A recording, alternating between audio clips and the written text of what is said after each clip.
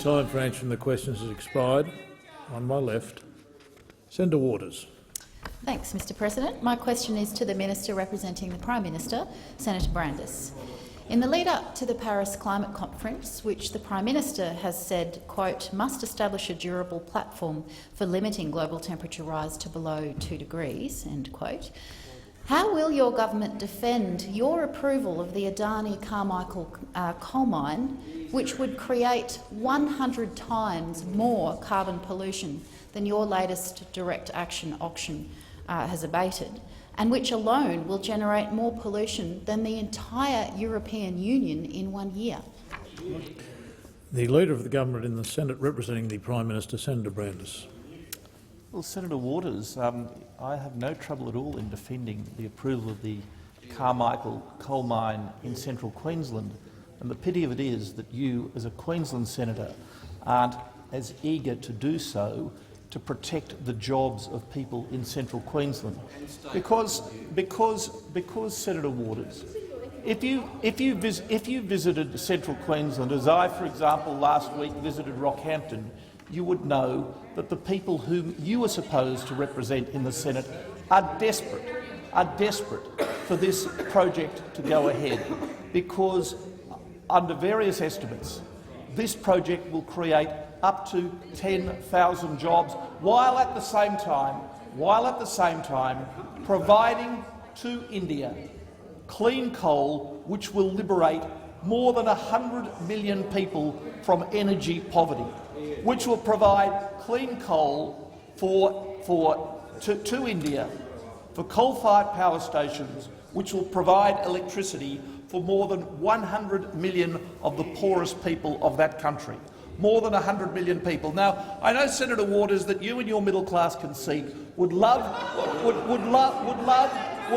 to engage in the kind of moral posturing which is the trademark of the Greens. But I'm afraid we on our side of the chamber are a little more interested in liberating more than 100 million of the poorest people in the world from energy poverty, while at the same time providing jobs to Australians, and particular jobs to people in Queensland, more particularly in central Queensland. Would that you were so concerned about both of those things, but obviously, Senator Waters, you are not. Thank you, Attorney General. Order. Order. On my left and on my right. Senator Waters, supplementary question. Yes, thanks, Mr President. And clearly Senator Brandis has never heard of the Great Barrier Reef, Waters. which Order. employs 60,000 people. Waters. Order. Senator McDonald and Senator Wong. I need to hear the question, so does the Minister. Senator Waters. Thanks, President. Given that the laws of physics dictate that the combustion of coal produces particulate matter, sulphur and carbon dioxide which fuels global warming, how can the Prime Minister, supposedly a man acquainted with science, be spruiking our coal as a clean energy source in his weekend discussions with China? Attorney General. Well, Senator Waters, I'm sure it hasn't escaped your notice that some forms of coal are cleaner than others, and the coal that will be mined from the Carmichael mine by Adani is some of the cleanest coal in the world.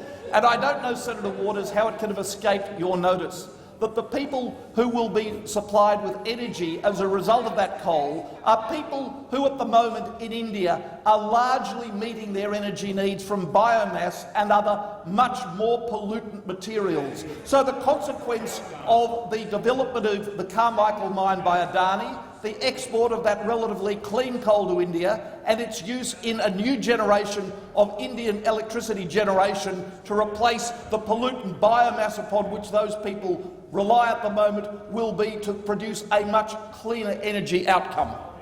Thank you, Attorney General. Senator Waters, final supplementary question. Yes, thanks, Mr President. And clearly the senator hasn't heard of solar either. As the co-chair of the Green Climate Fund, will Australia now pull its weight and contribute the $400 million per year over the next 4 years that would be our fair share to assist developing nations to cut pollution and adapt to climate change?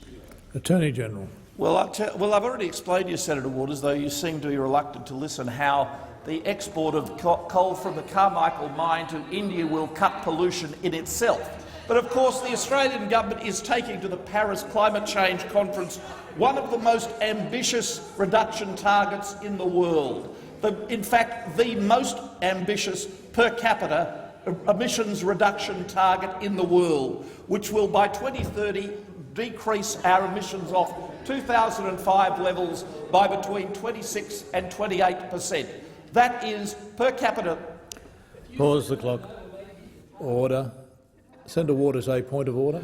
Yes, a point of order, President. My question went specifically to the financial contribution that this nation may or may not make under the auspices of being the new co-chair of the Green Climate Fund. Thank you, Senator Waters. I will remind the Attorney-General of the question. Attorney-General. Well, Senator Waters, as I was telling you, we are taking per capita the most ambitious target in the world of the Paris Climate Change Conference. Senator Waters, we have already contributed $200 million to the Green Climate Fund. $200 million, and such is the esteem by which Australia is held by our partners that we have been elected the co-chair of that fund. Thank you, Attorney-General. Senator